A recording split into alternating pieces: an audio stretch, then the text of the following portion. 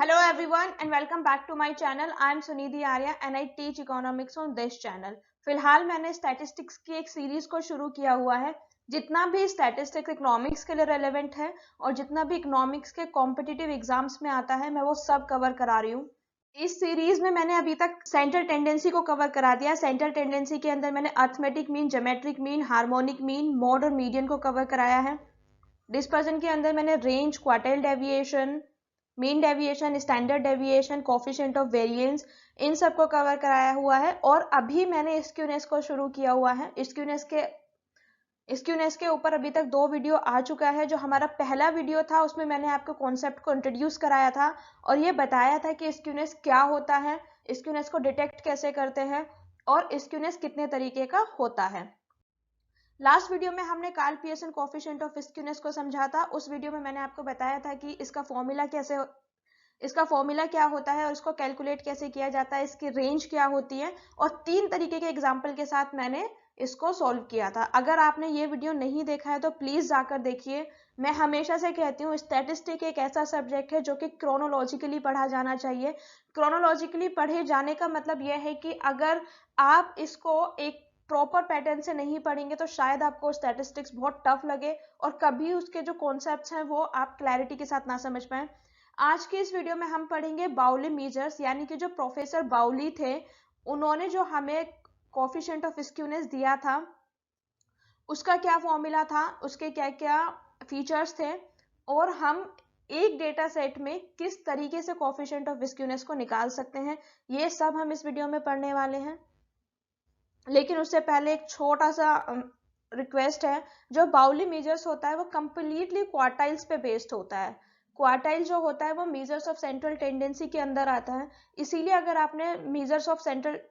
अगर आपने क्वार्टाइल को नहीं पढ़ा है तो आई वुड रिक्वेस्ट कि आप जाके सबसे पहले क्वार्टाइल का जो वीडियो है वो देखें और क्वार्टाइल के कॉन्सेप्ट क्लियर करें ताकि आपको बाउली मेजर्स बहुत अच्छे से और इजीली समझ में आए.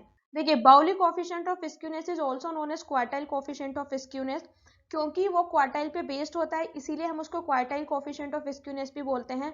और ये उन सिचुएशन में ज्यादा यूज होता है जहां पे हम क्वार्टाइल्स और मीडियन को यूज कर सकते हैं. यानी कि कोई भी एक ऐसा डेटा जिसमें हम मोड को क्लियरली डिफाइन नहीं कर सकते. हमने लास्ट वीडियो में भी देखा था कि मोड कई बार जो होता है वो एक डेटा सेट में एक से ज्यादा भी हो सकते हैं. जो हाईएस्ट फ्रीक्वेंसी होती है वो डबल रिवाइज हो जाती है, कई बार ट्रिपल हो जाती है, यानी कि डेटा कई बार बाई मॉडल हो जाता है और मल्टी मॉडल हो जाता है. उस सिचुएशन में हम बाउली कोफिशिएंट ऑफ स्क्यूनेस को प्रेफर करते हैं. कई बार क्या होता है कि डेटाज में एक्सट्रीम ऑब्जर्वेशंस प्रेजेंट होती हैं. एक्सट्रीम ऑब्जर्वेशंस होती हैं वो आउटलायर्स होती हैं. और जब मैंने आपको मेजर्स ऑफ सेंट्रल टेंडेंसी पढ़ाया था तो उसमें बताया था कि जो आउटलायर्स होते हैं वो हमारे डेटा के रिजल्ट को कंप्लीटली चेंज कर देते हैं. जब डिस्ट्रीब्यूशन में ओपन एंडेड क्लासेस हो, ओपन एंड क्लासेस का क्या मतलब है, जैसे कि 10 to 11 हमारा एक क्लास इंटरवल हो गया तो जो दूसरा क्लास इंटरवल होगा वो 12 से शुरू होगा. यानी कि हमारी पहली क्लास इंटरवल की जो अपर लिमिट होगी वो इसकी लोअर लिमिट नहीं बनेगी. जनरली जो हम पढ़ते हैं वो इस तरीके से पढ़ते हैं 10 to 11, 11 to 12, यानी कि ये दोनों लिमिट्स सेम होती हैं. लेकिन कई बार हमारे पास ऐसा डेटा सेट भी होता है जिनमें ये दोनों सेम नहीं होते हैं, जिन्हें हम ऐसे डेटा को हम क्या बोलते हैं, ओपन एंड क्लासेस बोलते हैं. कई बार unequal, sometimes there are unequal class intervals. Unequal class interval का क्या मतलब है, पहला क्लास इंटरवल में 2 का डिफरेंस होगा, फिर आपका 3 का डिफरेंस आ जाएगा, फिर 2 का डिफरेंस आ जाएगा, यानी कि उनके बीच का डिफरेंस जो है वो इक्वल नहीं है. इन दोनों सिचुएशंस में हम बाउली मेजर्स ऑफ स्क्यूनेस को यूज करते हैं क्योंकि इनमें हम कार्ल पियर्सन के कोफिशिएंट को नहीं यूज कर सकते.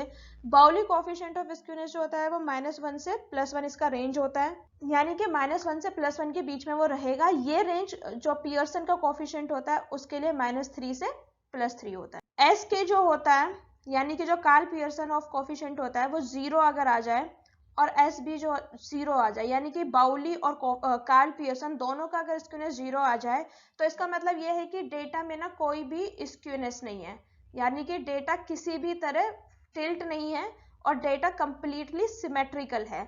लेकिन ऐसा भी हो सकता है कि एक ही डेटा सेट में जब हम कार्ल पियर्सन के स्क्यूनेस को फॉर्मूले को यूज करें तो वो पॉजिटिव स्क्यूनेस दे और सेम डेटा सेट में जब हम बाउली मेजर्स को यूज करें तो वो नेगेटिव स्क्यूनेस दे. इसका क्या मतलब है? इसका मतलब यह है कि हम इन दोनों कोफिशिएंट्स को कंपेयर नहीं कर सकते, ये कंपेरेबल नहीं होते हैं। इन बाउली coefficient of skewness the disturbing factor of variation is eliminated by dividing the absolute measure of skewness. यानी कि जो फैक्टर ऑफ वेरिएशन होता है जो कि डिस्टर्ब करता है, हम उसको कैसे एलिमिनेट करते हैं? एब्सोल्यूट मेजर ऑफ स्क्यूनेस से डिवाइड करने के बाद। The only and perhaps quite serious limitation of this coefficient is that, देखिए जो क्वार्टाइल्स होते हैं, जब आपने क्वार्टाइल डेविएशन पढ़ा होगा तो उसमें पढ़ा होगा कि क्वार्टाइल जो है वो 50% डेटा को कंसीडर करते हैं, लेकिन उसमें भी क्या होता है, वो 50% जो डेटा होता है उसको छोड़ देते हैं, जो कि एक्सट्रीम्स की तरफ होता है, इसीलिए इसको इतना प्रेफर नहीं किया जाता है बाउली मेजर्स को, ये इसका लिमिटेशन है। देखिए अगर स्क्यूनेस 0 आएगा तो कर्व जो है वो सिमेट्रिकल है, स्क्यूनेस अगर 0 से ज्यादा आएगा, पॉजिटिव आएगा, तो यानी कि हमारा डेटा पॉजिटिवली स्क्यूड है, और अगर स्क्यूनेस 0 से कम आएगा तो यानी कि हमारा कर्व जो है वो नेगेटिवली स्क्यूड है। इस तरीके से हमें बताना होता है, जो भी हमें डेटा सेट होता है उसमें हम फॉर्मूलेस को लगाते हैं, और फॉर्मूलेस को लगाने के बाद सॉल्व करने के बाद उन वैल्यूज को इनसे कंपेयर किया जाता है। अब हमें दिया हुआ है number of children, number of families, और हमें ये 80 फैमिलीज दी हुई हैं एक विलेज में, और इसमें बाउली मेजर्स को अप्लाई करना है। सबसे पहले तो मैं आपको बताती हूँ कि जो बाउली मेजर्स होता है उसका फॉर्मूला क्या होता है। बाउली मेजर्स का फॉर्मूला एस बी, यहाँ पे अगर बी लिखा है तो वो बाउली मेजर्स है, और अगर यहाँ पे के लिखा है तो वो कार्ल पियर्सन है। S B is equal to Q3 plus Q1 minus 2Q2 upon Q3 minus Q1, यानी कि हमें Q1, Q2, Q3 का वैल्यू निकालना पड़ेगा अगर हम बाउली मेजर से स्क्यूनेस के कोफिशिएंट को कैलकुलेट करना चाहते हैं। अब Q3, Q1, Q2 हम कैसे निकालेंगे वो मैं इस क्वेश्चन में आपको बताती हूँ। अगर आपने क्वेश्चन नोट डाउन नहीं किया है तो कर लीजिए, क्योंकि नेक्स्ट स्लाइड में मैं इस क्वेश्चन को शुरू करूंगी, ताकि एक ही स्लाइड में पूरा क्वेश्चन जो है वो कवर हो जाए। नंबर ऑफ चिल्ड्रन ये जो है हमारा, ये हमारा x है और ये हमारा f है। अब मैं यहाँ पे लिखती हूँ नंबर ऑफ चिल्ड्रन, लेकिन मैं उसको केवल x से लिख देती हूँ, आप समझ जाइएगा कि नंबर ऑफ चिल्ड्रन है।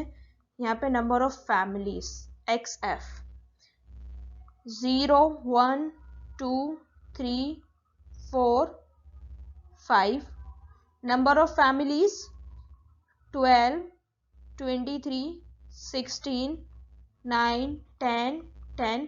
जैसे कि मैंने बताया था मीडियन, या अगर हमें क्वार्टाइल निकालना होता है तो हम उसमें क्यूमुलेटिव फ्रीक्वेंसी को निकालते हैं। क्यूमुलेटिव फ्रीक्वेंसी क्या होता है? जब हम सारी फ्रीक्वेंसीज को ऐड करते हुए चलते हैं, यानी कि पहला हमारा सेम रहेगा, जब हमें दूसरी क्यूमुलेटिव फ्रीक्वेंसी निकालनी है तो हम इन दोनों को ऐड करेंगे, विच विल बी 35। अगर थर्ड निकालनी है तो फिर इन तीनों को ऐड करेंगे, इन दो को ऐड करके हमारा 35 आ चुका है, तो अब हम केवल 35 में 16 को ऐड करेंगे, which will B 51। 51 plus 9 60, 60 plus 10 70, and 70 plus 10 80। अब हमें Q1 निकालना है, तो let me change the colour. Q1 का फॉर्मूला क्या होता है? 1 9 1 n upon 4th item. n क्या होता है हमारा? Total observation. इसमें टोटल ऑब्जर्वेशन कितना है? 80 है। आप क्यूमुलेटिव फ्रीक्वेंसी का n डिजिट भी ले सकते हैं, या फिर क्वेश्चन में दिया हुआ भी था 80 विलेजेस। n जो है हमारा 40 है, 80 divide by 4 which will be equal to 20th value. अब 20th वैल्यू में जैसे कि मीडियन निकालते थे, यानी कि 20 वैल्यू से जो भी ज्यादा बड़ा होगा, यानी कि 20 से बड़ा क्या है? 35, इसका जो x होगा वो हमारा Q1 आ जाएगा, यानी कि Q1 की वैल्यू आ गई 1। इसी तरीके से हम Q2 निकालेंगे, 2n divide by 4 is equal to 2 into 80 divide by 4, 40th item. अब 40 से बड़ा क्या है हमारा? 40 से बड़ा 51 है, 51 की वैल्यू क्या है? 2, तो Q2 क्या होगा हमारा? 2 होगा। इसी तरीके से हमें Q3 को निकालना है, 3n divide by 4th item is equal to 3 into 80 divide by 4, जो कि सॉल्व करके हमारा आएगा 60th आइटम। अब 60 से बड़ा क्या है? 70, अब 70 का x क्या है? 4, तो हमारा Q3 क्या आ गया? 4 आ गया। अब हमारे पास Q1, Q2, Q3 की वैल्यूज आ गई हैं। बाउली मेजर्स ऑफ स्क्यूनेस का फॉर्मूला हमें पता है। अब हम क्या करेंगे, Q3 plus Q1 minus 2Q2 upon Q3 minus Q1। अब हम इसमें क्या करेंगे, वैल्यूज को सब्सटीट्यूट करेंगे। Q3 का वैल्यू 4 प्लस Q1 का वैल्यू 1 आया था, 2, Q2 का वैल्यू 2 आया था, upon 4 minus 1 which will be equal to 5 minus 4 upon 3 is equal to 1 upon 3 is equal to 0.33। और क्योंकि ये 0.33 पॉजिटिव आया तो इसका मतलब ये क्या है, ये हमारा पॉजिटिवली स्क्यूड डिस्ट्रीब्यूशन है।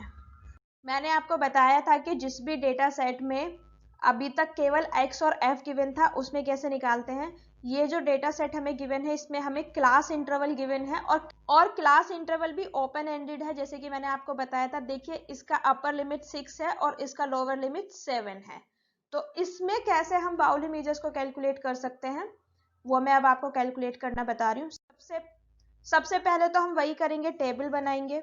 0 से 6, 7 से 13, 14 से 20, 21 to 27, 28 से 34। सबसे पहले हम क्या करेंगे, ये जो क्लास इंटरवल है ना, ये जो हमें ओपन एंडेड दिया हुआ है इसको हम क्लोज एंडेड करेंगे। क्लोज एंडेड से क्या मतलब है, यानी कि क्लास की बाउंड्रीज डिसाइड करेंगे। अब अगर हमें open ended class interval given है और हमें उसका क्लोज निकालना होता है तो हम क्या करते हैं, जो हमारी लोअर लिमिट होती है उसमें से 0.5 को माइनस करते हैं और जो अपर लिमिट होती है उसमें 0.5 को ऐड करते हैं। सिंपल। तो यहाँ पे 0 है, 0 में से 0.5 को माइनस करेंगे तो माइनस 0.5 और 6 में 0.5 को ऐड करेंगे तो 6.5। 7 में से 0.5 को माइनस करेंगे तो 6.5, 13 में ऐड करेंगे तो 13.5, 14 में से 0.5 को माइनस करेंगे तो 13.5 और अगर इसमें 20 को ऐड करेंगे तो 20.5, फिर 21 में से माइनस करेंगे तो 20.5, 27 में ऐड करेंगे तो 27.5, 28 में माइनस करेंगे तो 27.5, 34 में ऐड करेंगे तो 34.5। ठीक है। अब आप देखेंगे कि अब ये ओपन एंडेड नहीं रहा, ये क्लोज एंडेड हो गया, यानी कि जो हमारे लास्ट क्लास इंटरवल का अपर लिमिट है वो इसका लोअर लिमिट बन गया है। अब हम क्या करेंगे, fi लिखेंगे, यानी कि फ्रीक्वेंसी को लिखेंगे। फ्रीक्वेंसी जो होता है वो गिवन होता है 5, 12, 18, 20, 10 और इस फ्रीक्वेंसी पे अब हम क्या करेंगे, क्यूमुलेटिव फ्रीक्वेंसी को ऐड करेंगे। Cumulative frequency 5 plus 12 17, 17 plus 18 35, 35 plus 20 55, 55 plus 10 65। अब हमें क्या करना है, हमें Q1, Q2 और Q3 का वैल्यू निकालना है। और क्यों निकालना है Q1, Q2 और Q3 का वैल्यू, ताकि हम बाउली कोफिशिएंट्स को कैलकुलेट कर पाए। Q1 का फॉर्मूला क्या होता है, 1n/4। अब हमें n क्या गिवन है, 65, 65/4 आइटम हमें निकालना है। अब 65/4 आइटम अगर हम निकालेंगे तो वो आएगा 16.25 आइटम, यानी कि 16.25 से बड़ा, विच इज 17। लेकिन जब हमें क्लास इंटरवल गिवन हो तो हमने, अब बताइए, जो हमें क्लास इंटरवल गिवन नहीं होता, x गिवन होता तो हम 17 का जो भी x होता उसका वैल्यू निकाल लेते। लेकिन इसमें x गिवन नहीं है तो इस बात को कंफ्यूजन नहीं करना है। देखिए कई बार क्या होता था कि हम 6 + 0 / 2 करके x को निकाल लेते थे, लेकिन मीडियन में ऐसे नहीं करना है। मीडियन में एक अलग फॉर्मूला होता है, Q1 = L + n/4 - f upon f × h। ठीक है।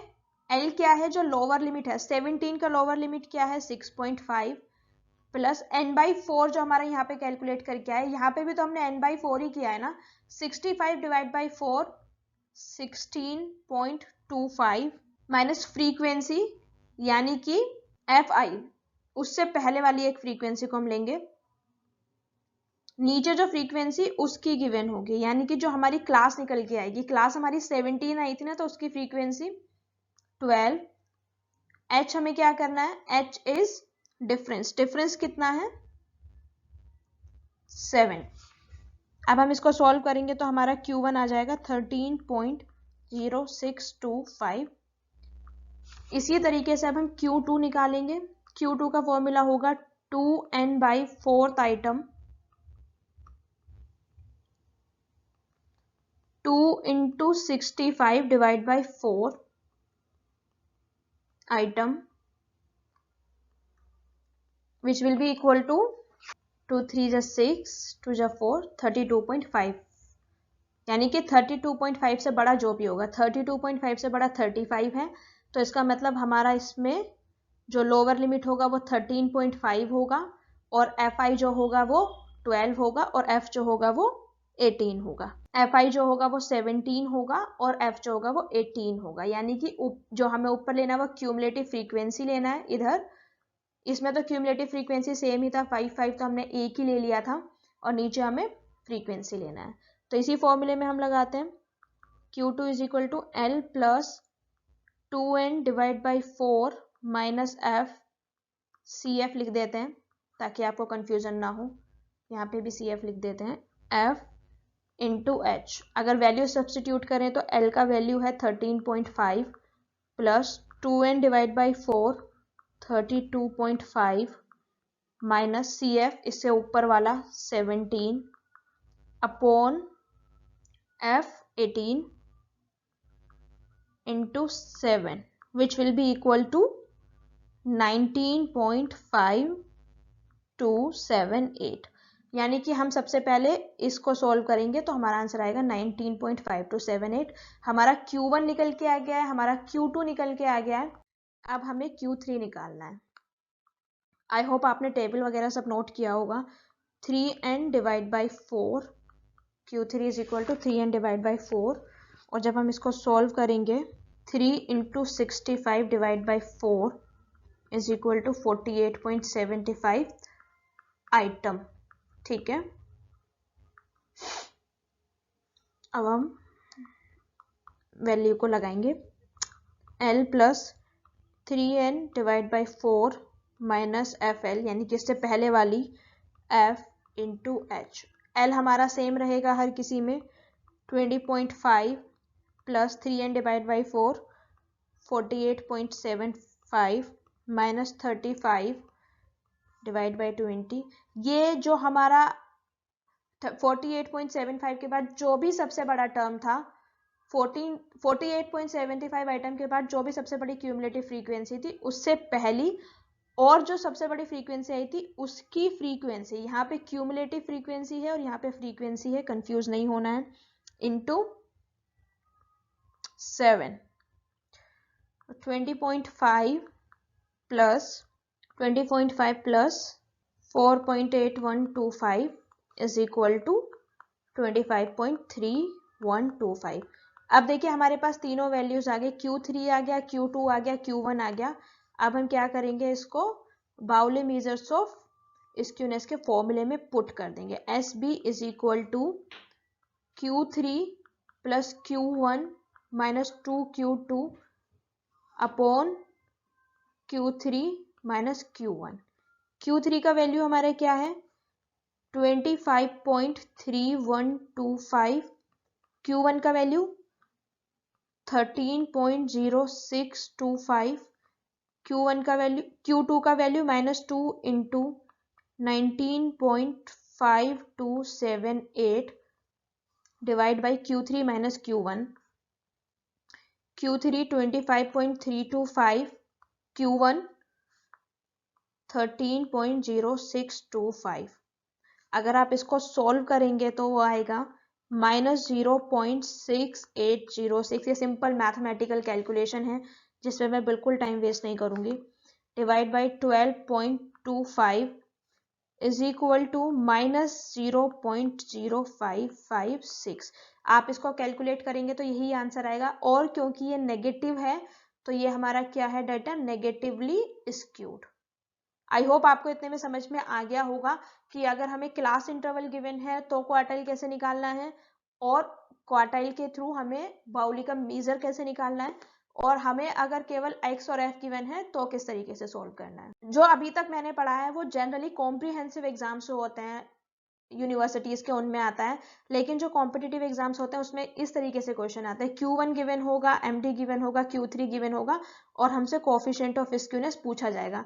देखिए ये जो यहाँ पे MD गिवन है, अगर आप लोगों को नहीं पता है तो MD जो होता है वो Q2 होता है। ये मैंने जब क्वार्टाइल पढ़ाया था तो उसमें बताया था कि जो सेकेंड क्वार्टाइल होता है वो हमेशा वो मीडियन ही होता है, इसीलिए कंफ्यूज होने की जरूरत नहीं है। ये सिर्फ आपको एक ट्रिक है, यानी कि इस क्वेश्चन में क्रैक करने वाली बात है।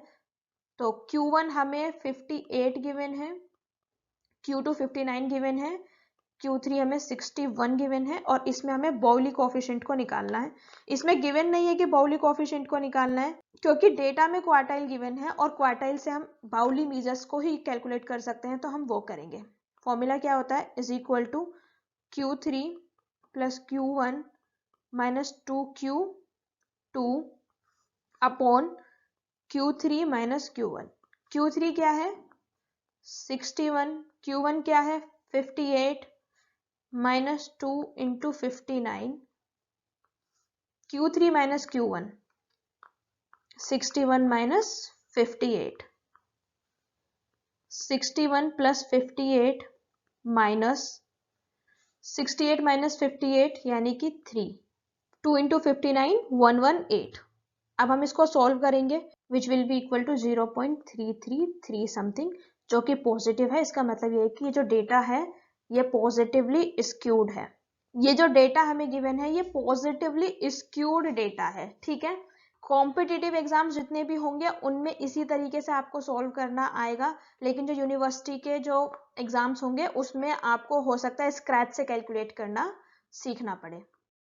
आज के इस वीडियो में इतना ही, फटाफट से रिकैप लेते हैं। हमने आज सबसे पहले समझा कि बाउली कोफिशिएंट ऑफ स्क्यूनेस क्या होता है और इनको हम किस किस सिचुएशन में यूज कर सकते हैं। एक हमने स्लाइटली कंपैरिजन भी किया बाउली और कार्ल पियर्सन कोफिशिएंट की रेंज में। उसके बाद में मैंने आपको 3 क्वेश्चंस के थ्रू सॉल्व करके दिखाया। पहला जो एग्जाम्पल था उसमें हमें केवल फ्रीक्वेंसी और ऑब्जर्वेशन गिवन था, सेकेंड एग्जाम्पल में हमें क्लास इंटरवल और फ्रीक्वेंसी गिवन था, और तीसरा जो एग्जाम्पल था वो कॉम्पिटिटिव एग्जाम्स के लिए बहुत ज्यादा रेलेवेंट था। उसमें केवल हमें डेटा गिवन था और हमें स्क्यूनेस निकालना था। आई होप आपको ये वीडियो बहुत अच्छा लगा होगा, बहुत इंफॉर्मेटिव लगा होगा। अगर आपको मेरा वीडियो अच्छा लगता है तो please like it, share it with your friends and subscribe to the channel. Next video में मैं स्क्यूनेस को कैलकुलेट करना बताऊंगी मूवमेंट्स के बेस्ड पे, कि अगर हमें स्क्यूनेस मूवमेंट्स के बेस पे कैलकुलेट करना है तो हम किस तरीके से आसानी से कर सकते हैं। वीडियो देखने के बाद आप इसको कमेंट डाउन जरूर करें और आप मुझे जरूर बताएं कि आपको वीडियो कैसे लग रहा है। अगर आप इसमें इंप्रूवमेंट चाहते हैं या फिर और एग्जांपल्स या फिर और थियोरेटिकल एस्पेक्ट्स को जानना चाहते हैं, please comment down below. Subscribe करने के बाद नोटिफिकेशन बेल जरूर ऑन कीजिएगा, ताकि whenever I upload a video for the next time that is skewness based on movement, आपको इंस्टेंट नोटिफिकेशन मिले। Till then, thank you so much.